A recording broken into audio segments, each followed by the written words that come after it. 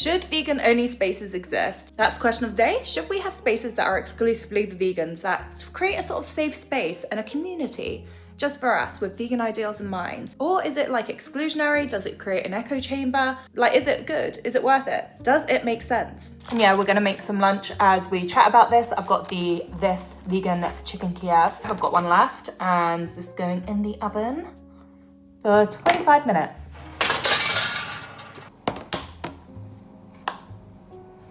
So this conversation is very much inspired by a trip I did last year to a vegan sanctuary that doubled as a glamping site. And whilst I was there, I did a video just basically talking about how good it was to stay at a campsite where they kick you out if you ate meat, which is a real policy of theirs. They will do that because it is a vegan camping site, and when you book in, it's very explicit that that's what you're booking into, especially as a sanctuary, which is a sanctuary for animals. They want you to go there and not eat meat, and not dairy, not eggs, nothing like that. So you're not allowed to eat anything non-vegan on the premises. The video did very well, but it got a lot of backlash. A lot of people thought it was kind of like exclusionary. And one of the big arguments is like, why do restaurants have to cater for vegans when vegan places won't cater for meat eaters? And it's like, is it against your beliefs to eat a vegan meal, or are you just being difficult? Let's be honest.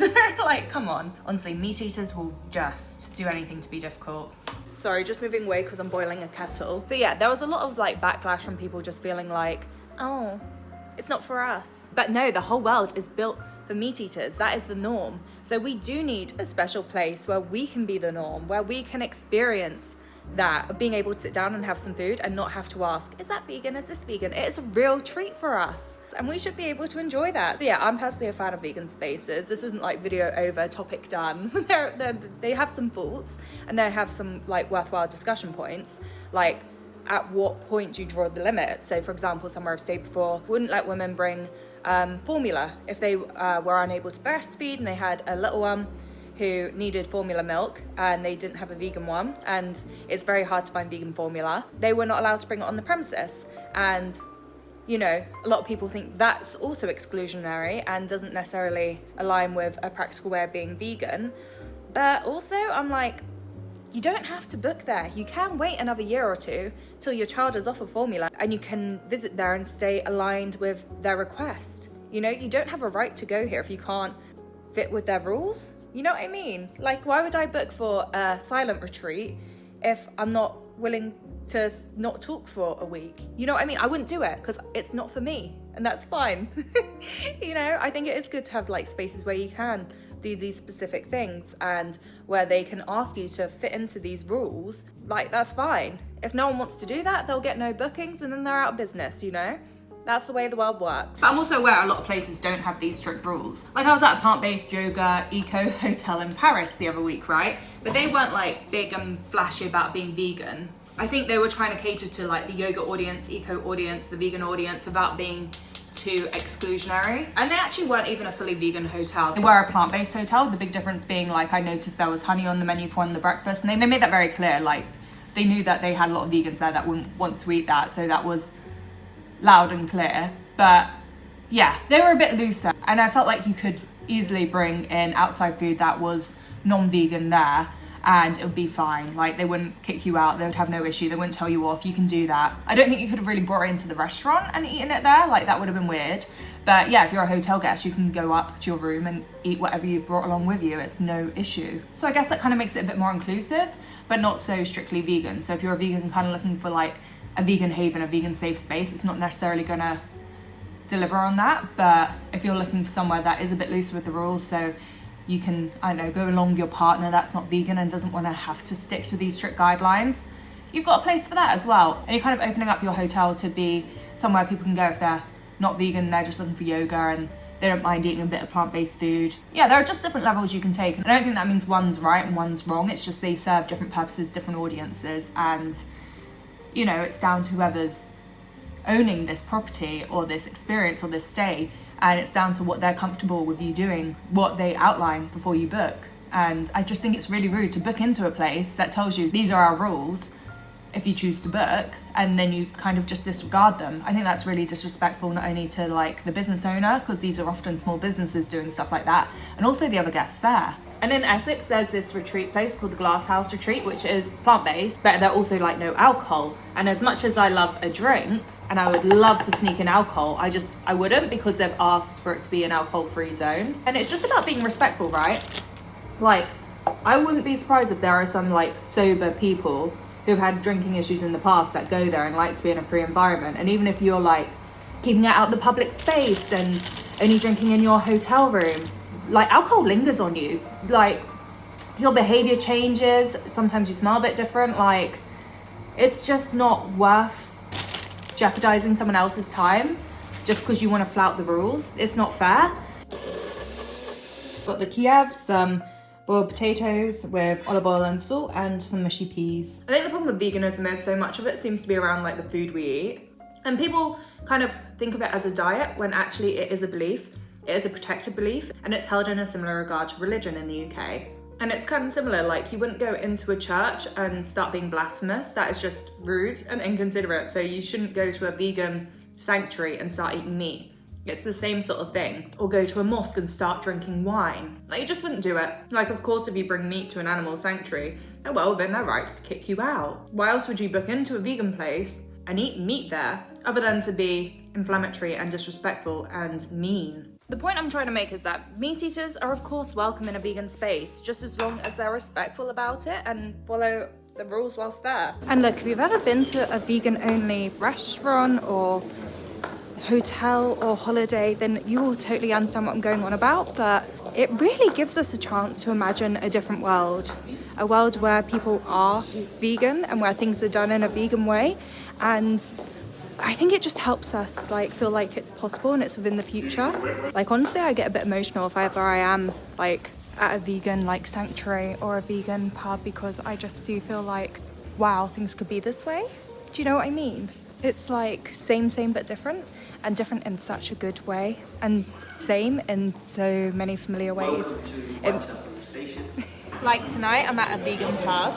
It is the Spread Eagle in Homerton. It's one of my favourite restaurants in London, possibly my favourite. It's only the location is a bit difficult to get to, that puts it behind, but other than that, love it so much. I don't know, just whenever I'm here, it just feels a bit special. It makes me feel like a vegan future is within reach. It makes me feel a part of something. It makes me so happy to know that I'm funding and supporting a company that I align with and that I believe in, and that my money isn't like siphoning off to the richest people in the world or anything like that. I'm really supporting a community business, someone that gets their produce locally and does not slaughter animals or exploit animals in any means. Like, this is a really truly vegan place. I don't know, it really, it's so touching.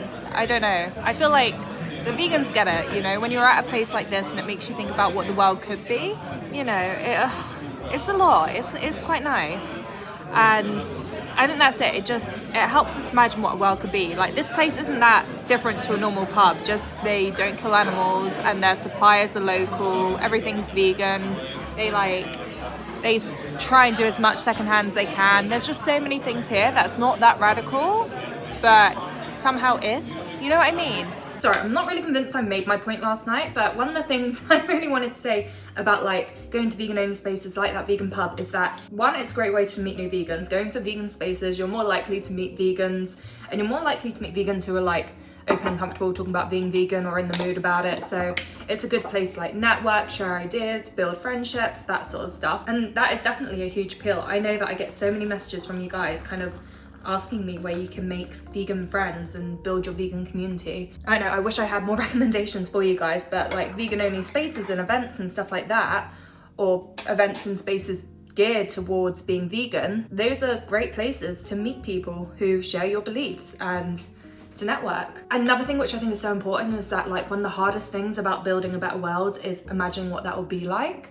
And to go to something like a vegan pub or a vegan festival or any of these spaces created for vegans is that it actually does give you a chance to see that played out, give you a chance to see that in action. And when you see it, it's so much more easier to believe in and create in your own spaces and communities and continue on and kind of like find ways to work it into your life. One big risk of all of this is obviously the echo chamber. Sorry, just making my breakfast here. But yeah, echo chambers and polarization is one of the biggest issues of our time. So I do fear that sometimes when you surround yourselves with vegans, you aren't necessarily engaging with the wider world, you're not really associating with non-vegans and helping them convert. This one is a tricky one because I do think there's a divide amongst vegans, but I also think that's okay because I think both ways of living as a vegan is actually quite important and it's good to have a variety in the movement. But yeah, basically I feel like some vegans live a very vegan existence. Like, for example, I've been vegan 17 years, everything I eat is vegan, but I'm not living in a vegan household. None of my housemates are even vegetarian. So I can't guarantee there's no like cross-contamination when I'm cooking, and you know, when I open the fridge, there are chances I'm gonna see like a carton of dairy milk and a steak or a chicken or something, and that's not really that nice. Making aubergine pitta. Yeah, and I think some vegans just feel so much happier in life if they can just escape that, if they can kind of live in a vegan household, have vegan friends. The only restaurants they go to are vegan restaurants. It's not the only way to be vegan, but it is quite a nice way to live, and if it is accessible to you and it makes you happy, is there a harm in that? And I think there can be. I think we can really forget that meat eaters aren't always horrible people. Like, I know meat is murder and that is something I believe, but I'm also aware that we live in a world that has normalized that, and it takes a lot to kind of challenge what's normal. And I'm sure there are so many things I participate in modern life which is kind of evil, but I've not necessarily, you know, put in the effort to change or challenged or even thought to challenge yet. So I think when we exclude ourselves from the meat eaters, we're not necessarily seeing their frustrations, their pain points, like the things keeping them back from being vegan, which makes it really hard for us to help them become vegan, you know? But honestly, I think both ways of existing is very important. I think those who live the very vegan life are really good at imagining a vegan world, really good at creating a vegan world, and often do more to support like fully vegan businesses. Whereas people who live like me, who often go to like restaurants where they serve meat, live in a house where there's meat, it's easier for a meat eater to look at me and find veganism accessible. And when it comes to turning people vegan, I think there's an amount they have to believe in it and an amount they're willing to be inconvenienced by it. So you either have to make them believe more, which I think the like ultra vegans are great at, or they need to feel like the inconvenience is less, which I think people like me are really good at. So you see, both approaches are very critical and can really be effective. We're just moving different needles, if that makes sense. But yeah, I guess my question is, like, if you had the ability to have 100% vegan friends in a 100% vegan household, but it would mean ditching your current friends who aren't vegan, would you do it? And I don't think there's necessarily a right or wrong answer. There's just what's right to you. None to being nosy.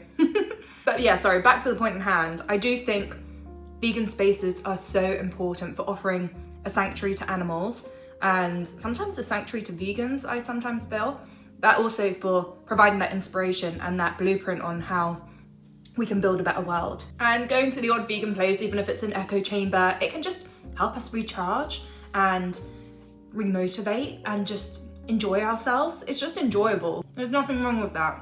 And I think even to meat eaters, vegan-owned spaces like that vegan pub do really kind of help normalize what veganism is. Like, you go there, you eat good food, you drink nice beer, you have a good time, you play a bit of pool, maybe you do karaoke on the Friday night, and you're leaving thinking, maybe the world wouldn't actually be bad if we all went vegan. It's not the salad-filled, dull, joy-ridden hellscape they thought it would be. So yeah, that's my thoughts on it all. I would love to hear what you think, and I would love to hear what your favourite vegan-only space is. My two would probably be the Vegan Glamping Sanctuary, that's in Cambridge. If you Google vegan glamping, that will come up. I'll also leave a video of my stay down below, and also the Spread Eagle where I was at last night. I just love it so much there. It's so nice. But yeah, I'd love to hear your favourites from across the UK, across the world, and maybe add them to my kind of like bucket list, I guess. I'm gonna go, but lovely chatting. See you again tomorrow. Bye. Mwah.